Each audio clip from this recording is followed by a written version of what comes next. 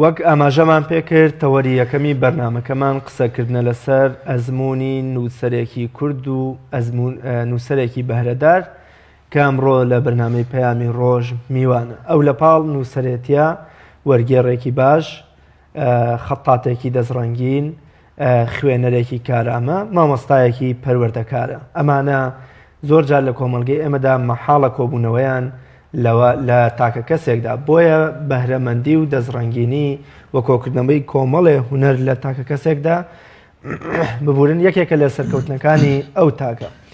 بەڕێز مامۆستا مستەفا سعید عەلی، مامۆستا و نووسەر و وەرگێڕ ئەمڕۆ میوانی بەرنامەی پەیامی ڕۆژە بێ و یەکێک لەو شتە سەیرانەی کەوا مامۆستا مستەفا وەکو خۆی لە دیدارێکی پێشووتردا ئاماژەی پێ کرد لە هەر 7 ملیار و ئەوەندە ملیۆنەکەی دیکەی مرۆڤایەتی جیایەکاتەوە کۆکردنەوەی تەواوی ئەو قەڵەم و پێنووسانەیە کە لە 2006ەوە هیچ قەڵەمێکی فڕێ نەداوەکەوە هەم وەرگێڕان و نووسینی پێکردوێ یا کاری خەتاتی پێکردوێکەوە ئەمڕۆ قەڵەمەکانیشی لە نێو بەرنامەی پەیامی ڕۆژ حزور و ئامادەیانێ. مامۆستایان زۆر بەخێر بێ و سپاس بۆ ئامادەبوون.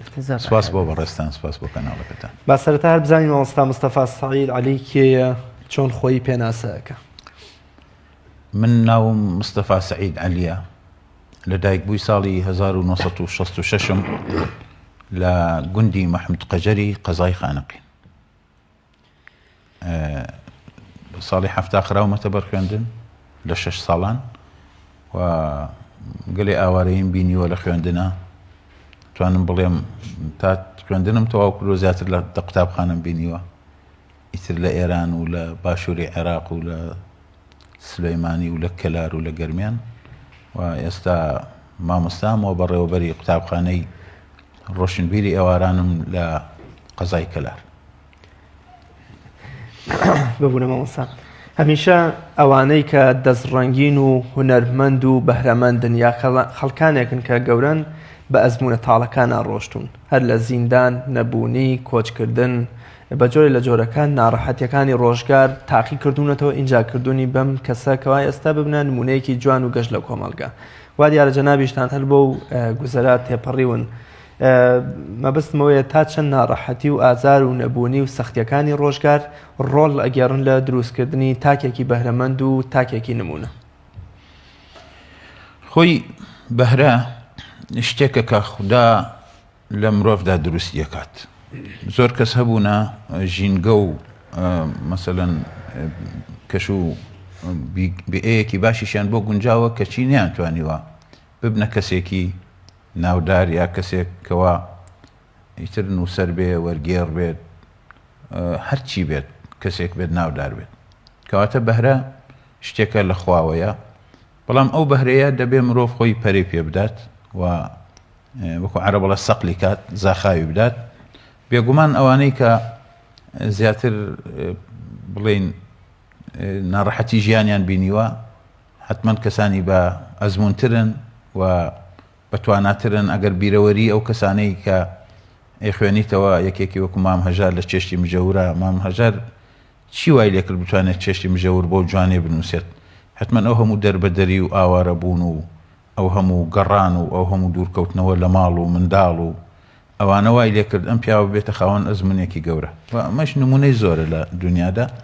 حتمەن ئێمەش کە وەکو کورد هەمومان بە تایبەتی ئەو نەوەی ئێمە کە نەوەی 60ەکانین و لە 75 ئەو کارە ساتە هات بەسەری میلەتی کووردا، هەمومان ئاوارە بوونمان بینی و وڵاتانمان بینی و غەریبیمان بینی. هەموو ئەمانەوایان لێمان کرد ئێمە ببینە خاوەنی ئەزمون و زمان فێر ببین و خەڵکانێکی زیاتر ببینین و تەجروبەی ژیانمان زیاتر بێ. بێگومان ئەوانە هەمووی تەئسیری لەسەر من هەبوو. بەڕێز لە ساڵی چەندەوە دەستە کردووە بە نووسین و وەرگێڕان؟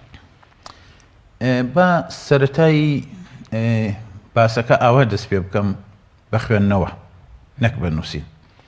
لە ماڵی ئێمەدا کتێب هەر هەبووە. ئێمە ماڵێکی گەورە بووینە کاتی خۆی، لە بڵێن باوکم لەگەڵ براکانیان هەر لە ماڵێکە ژیاون. تر ئامۆزاکانی من هەمویان خەڵکانی خوێندەوار بوونەوە، خەڵکانێک بوونە لەگەڵ کتێبە نێوانیان خۆش بووە. ئەمانە هەمووی تەئسیری هەبوو لەسەر من. ئیتر من لە ساڵی 1970 کە چوومە قوتابخانە لەوێدا فێری خوێندن و خوێندەواری و نووسین بووم چاوم کردەوە کە بینیم لە دەوروبەریشمدا خەڵکانێکی حەز لەو خوێندنەوە و نووسین و شعر و ئەدەبیات دەکەن بە تایبەتی مامم بە ڕەحمەت بێ کە موالیدی 1922 بوو خوێنەوارێکی باش بوو و مەلا بوو بەڵام مەلایەتی نەکردیان لە مەلایەتی خوێندوێتی هەموو ئەمانە تەئسیریان هەبوو لەسەر من و من لە ساڵی 1970ەوە دەستم کرد بە خوێندنەوەی کتێب بە باشی بەڵام یەکەم وەرگێڕانم لە ساڵی 1970 بوو ئەو کاتە بابەتێکم وەرگێڕا لە زمانی عەرەبی و بۆ زمانی کوردی ناردم بۆ ڕۆژنامەی هاوکاری لە بەغداد دوای 7 مانگ بڵاو کرایەوە ئیتر ئەوە بوو بە هاندەرێک بۆ من و دوای ئەوە کۆمەڵێتر بابەتم بڵاو بۆ لە ڕۆژنامەکاندا بەڵام وەکو کتێب یەکەم کتێبم کە لە ساڵی 2006 چاپم کرد ئەوە سەرەتایی وەرگێڕانی حەقیقیم بوو بۆ کتێب تا ئێستاکە توانیومە 12 کتێب ئەو جانتایی کە کۆمەڵی قەڵەمی زۆری تێدان ئەگەر هاوکارانمان یارمەتیمامدەن لە گواستنەوەی ئەو دیمەنە ئەمانە بۆچی کۆت کردوونەتەوە لە کەیەوە کۆتکردنەوە بیرۆکێک کۆکردنەوەی ئەو قەڵەمانەی کەوا دوای تەوابوونیان فرێد نەداون بەڵێ عادەتەن هەر بە قەڵەمی سۆفتە نووسم تا ئێستاش زۆربەی نووسینەکانم لە سەد ئاتوانم بڵێم 95 هەر بەدەست ئەی نووسم شکو بڕام وایە ئەرشیف زۆر گرنگە و ئەرشیف دەبێ بمێنێتەوە ئەوە ئەو قەڵەمانەی کە پێم نووسیون هەموو جۆری سۆفتە بە دوو ڕنگ ڕەنگی ڕەش و ڕەنگی سوور خۆی یعنی ڕەنگی ستاندارد لە نووسینا ڕەشە بە بەڵگەی ئەوەی تا ئێستاش کتێب ڕۆژنامە گۆڤار هەمووی بە ڕەنگی ڕەش بە مەرەکەبی ڕەش دەنووسرێت چاپ دەکرێن و سوورەکانیش بۆ هەڵەچن کە بابەتەکانم بۆ گەڕاوەتەوە ڕام کێشاوە بە سوور هەڵەچنم بۆ کردووە ئیتر ئەو قەڵەمانە لە ساڵی 2006ەوە من کەوتمە بیری ئەوەی یعنی با ئاوای بڵێم پێنووس قەڵەم لای منە وەکو مرۆڤ وایە هەتاکو ئەو پێنووسە مەرەکەبی تایە ئەتوانێ بنووسێ وەکو مرۆڤێکی زیندووە چۆن تۆ ئەو قەڵەمە ئێستا لەسەر دڵتیدا ئەنەی لە گیرفانتە بەڕێزە بەلاتەوە ئێخۆ نابێ کاتێکیش تەواو بوو تۆ فڕێ دێتێ ناو زبڵ و خاشاکەوە بۆی کە تەواو بووە من بزە تەشبیهم کردووە بە کەسێکی مردوو کە کەسێک مردوو گیانی دەرچوو لە دنیادا ئیتر مافی ژیانی نەما ئێمە چی لێ ئەەکەین ئەچین بە جوانترین مەراسیم بە جوانترین شێوە ئەسپەردە ئەەکەین و ئێشارینەوە لە خاکە و ڕێزی لێ ئەگرین بڵسەبت ئەو قەڵەمەش کە تەواو بێ هەروەکو کەسێکی مردووە بەلای منەوە زۆر گوناحە و زۆر غەدرە و زۆر حەیفە قەڵەمێک بخیتە سەر زبڵ یا فڕێ دەیت یا بخیتە ناو تەنەکەیەکی خۆڵەوە بەعەکسەوە ئەبێ لە جوانترین شوێنە هەڵی بگری و من هەروام لێ کردووە لە جوانترین شوێنە ئەو قەڵەم دوای بۆتە ئەرشیفێکیش یعنی ئەرشیفێکی جوانە بۆچی ئەو قەڵەمان ئەگەر فڕێ بدرانایە ئێستا سوودێکی چی بوو هیچ بەڵام ئێستاکە من ڕۆژانێک ئەو قەڵەمانم لە ناو پەنجەکانی خۆما داناوە ئێستا چۆن ئەبێ من هەروە بە ئاسانی ئەندێشەی خۆتت پێنووسیوەتەوە بڵێ تۆ ئەو هەموو بابەت و بەرهەموو شتە جوانانت پێنووسیوەتەوە یعنی بەڕاستی بێوەفایی ئەگەر قەڵەم فڕە بدرێت ئێستا من وام لێ کردو کۆمەڵێتر لە هاوڕێکانیشم قەڵەمەکانیان ئەرشیفەکەن هەڵ ئەگرن تەنها ئیشی نووسین وەرگێڕان دەکەیت یاخۆت کاری تریش دەکەیت من وەکو ئیشی ئەدەبی بەس ئیشی وەرگێڕان و نووسینەکەم ئێستاکە لەگەڵ بەڕێز مامۆستا عەدالەت لەتیف بەڕێوەبەری پەروەردەی کەلار خەریکی پرۆژەیەکین لەسەر نووسینەوەی مێژوو قوتابخانەکانی کەلار قوتابخانەکانی سەر بە پەروەردەی کەلار بە گوند و شارەوە بە بنەڕەتی و ئامادەیەوە نزیکەی 200 و ئەوەندە قوتابخانە ئەبن من تا ئێستا توانیومە 76 قوتابخانەیان لێ تەواو بکەم و گەلێک بابەت و گەلێک ئەرشیف و وێنە و دیکۆمنتی گرنگی ئەو ساڵانم دەستکەوتووە و ئینشاڵڵا ئەوە خەریکم ئەگەر بکرێت لە ئەم ساڵدا تەواو ببێت ئیشێکی باشە زۆر باش ماوەسایەکێکی دیکە لە بەهرەداریەکانی جەنابتان بریتە لە خۆشنووسی کە پێشتر ئێمە لە بەرنامەی پەیامی ڕۆژ دەستڕەنگینیەکی تۆمان هەرکە بە بەرنامەی پەیامی ڕۆژت بۆ نووسی بووین لە بڕگەی ڤیدیۆکانیەوە بڵاو کردەوە بەڵێ کە شتێکی جوان بوو ئەمەش ئێستەیەکێکی دیکە ئەگەر ئەگەر دروست بێ شێوازی گرتنەکەی ئەو شێوەیە دروستە بە هەر چوار جەنابتان لە بواری خەپاتی خۆشنووسیشا دەستێکی باڵاتانێ ئەمە چۆن نووسراوەت کە بە چەندێ نووسراوە چی نووسراوە؟ بڵێ لە ساڵی 1982 من لە خانەی مامۆسایانی سلێمانی وەرگیرام. ئەو کاتە خانەی مامۆسایانی سلێمانی بەرزترین مەڵبەندی خوێندن بوو لەم شارەدا. لە خانەی مامۆستایان کۆمەڵێک مامۆستای بەڕێزمان هەبوو وانەیان پێدەوتینەوە. دوانیان بۆ من زۆر گرنگ بوو، دوانیان بۆ من بەڕاستی لەو دوانە زۆر سوودم بینی. یەکێکیان مامۆستا ویلیام یوحەنا بوو بە ڕەحمەت پێ کۆچی دوای کردووە، دەرسی مۆسیقای پێوتینەوە، من لای ئەو فێری مۆسیقا بووم. و مامۆستای دووەم کە زۆر بەهرەمەند بوو و زۆر کەسێکی ئازیز بوو، نازانم ماوە یان نەماوە، ئەگەر ماوە تەمەند درێژ بێ، ئەگەر نەشماوە بە ڕەحمەت بێ، مامۆستا بەها بوو، دەرسی خەتی پێوتینەوە. کەواتەمە خوێندووتە بەڵێ من لای مامۆستا بەها توانیم 5 جۆر خەت فێر ببم. یەکێک لەوانە خەتی کوفی، ئەو پارچە نووسینە بە خەتی کوفی نووسراوەتەوە. خەتی کوفی یەکێکە لە زمانی عەرەبی پێڵێن خەتە وشکەکان، الخطوط اليابسة. ئەم خەتانە ئەبێ بە مستەرا و زیاتر بە هەندەسی بکێشرێت ئەم نووسینە. لەگەڵیدا طبعا 4 خەتی تریش فێر بووم، نووسراوە الحەمدولله بە هەر چواردە. ئەوە نەقڵە، ئەو نووسینە نەقڵە، یعنی گواستنەوەیە قۆپیە لە نووسینێکی ترەوە وەرم گرتووە، بەڵام ئەوە بە 9 سعات نووسراوە، هەر شەوی 3 سعات.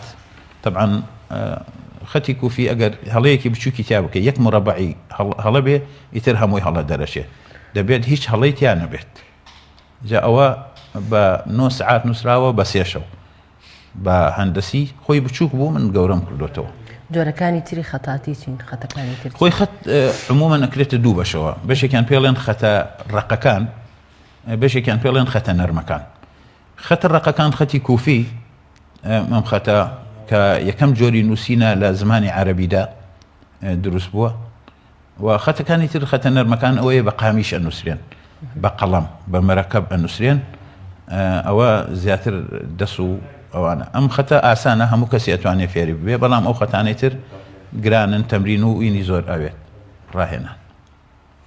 زۆر باشە مامۆستا، جەنابتان بەدەر لە کارە وەکوڵێ ئەو شتانێکەوە پەیوەندیان بە چێژ و حەز و خولیا ئاواتی خۆتەوە هەیە، لە بواری پەروەردەشدا کەسێکی کەوا دەستێکی باڵا دێ بە جۆری لە جۆرەکان مامۆستای مامۆستاژ لە کۆمەلگەیەمەدا هەمیشە ئەرکی پەروەردەی کەوتۆ دەسەر.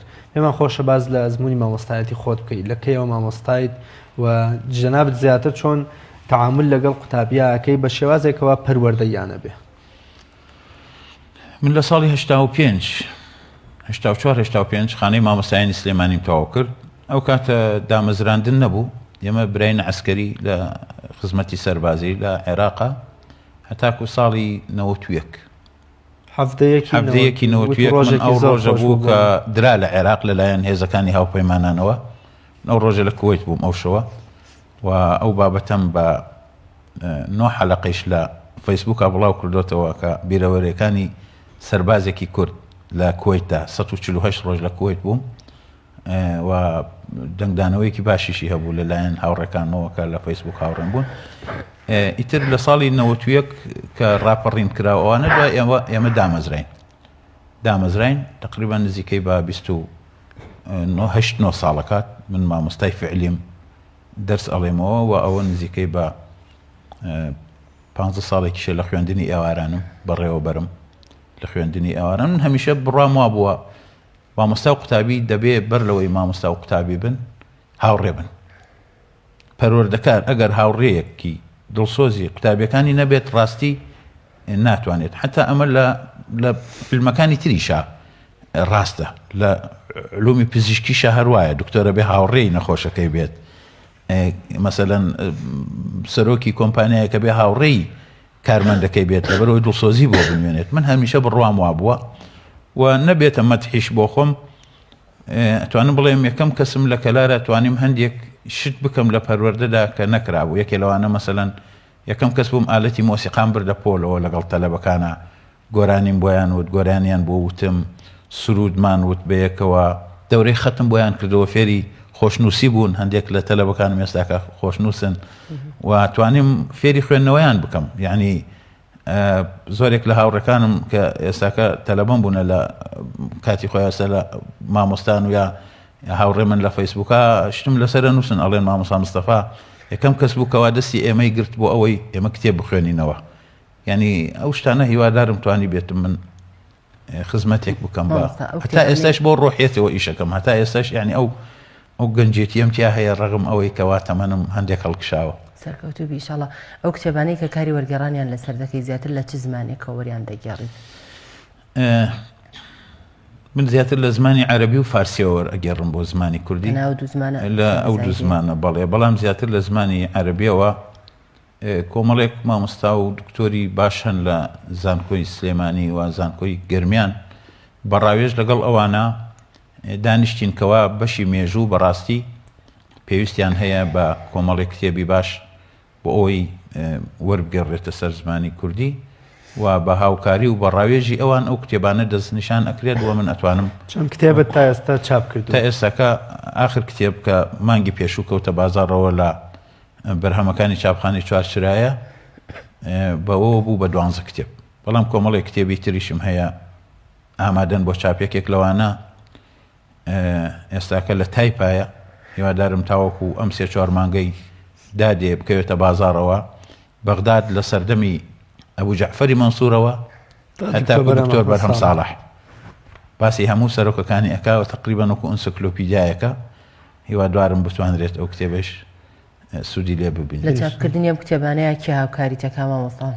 بەخوا من زیاتر هەر لەگەڵ چاپخانەی چوارچرا ئیشەکەم چاپخانەی چوارچرا خەڵکی چاکن و چەند ساڵە ئیشیان لەگەڵا ئەەکەم ئاسوودەم لەگەڵیانەوە هەستەکەم خەڵکانێکی سەرڕاست و پیاوی چاکن بۆیە هیچ کێشەیەکم لەگەڵیانە نەبووە ئیتر ئیمتیازەکەم هەر زۆر باشە. مامۆستا مستەفا زۆر بە کورتی کۆتا پرسیارمانەوەیە زۆر جار مرۆڤەکان پێیان وایە تەنها مامۆستابوونی دی ئەوە ئەوەرکێ پێیس پێدا واتە کۆکردنەوەی دوو بەهرە و دوو دەزڕەنگینی لە مرۆڤێکە لای بەشە لە مرۆڤەکان مەحاڵە بەڵام ئەوەی کە لە جەناب تا هەیە خوێنەربوون نووسەربوون وەرگێڕبوون خۆشنووسی وە کۆمەڵێشتی دیکە مامۆستابوون زۆر جار باوک بوون ئەمانش کە کۆمەڵێ بەهرەمەندین خوا بە مرۆڤێکی دا و لە تۆیا کۆبوونەتەوە ئایا مرۆڤ کۆکردنەوەی کۆمەڵێ بەهرە قورس و مەحاڵە یامەوە تا تۆ نمونەیەکی کەوا 4-5 بەهرە و دەزڕەنگینین لە خۆتا کۆک کردوتەوە؟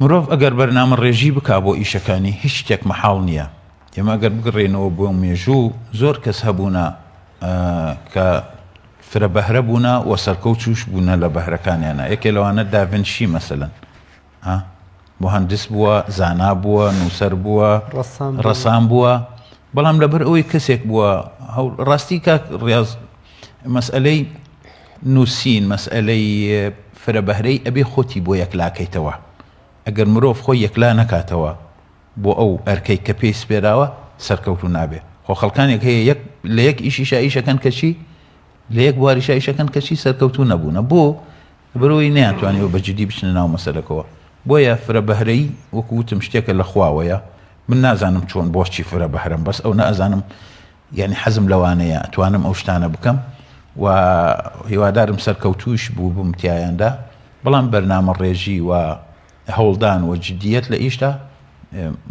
بە هەر حاڵ مەحاڵی هەموو کەسێک سەرکەوتووە سەرکەوتوبی ئینشاڵڵا بەڵێ زۆر سپاس بۆ بەڕێز مامۆستا سعید عەلی نووسەر و وەرگێڕ زۆر سپاس مستەفا سعید عەلی زۆر سپاس بۆ ئامادەبوونەوە زۆر سپاس بۆ دووبارە زانیاریەکان دووبارە زۆر بەخێر بێت.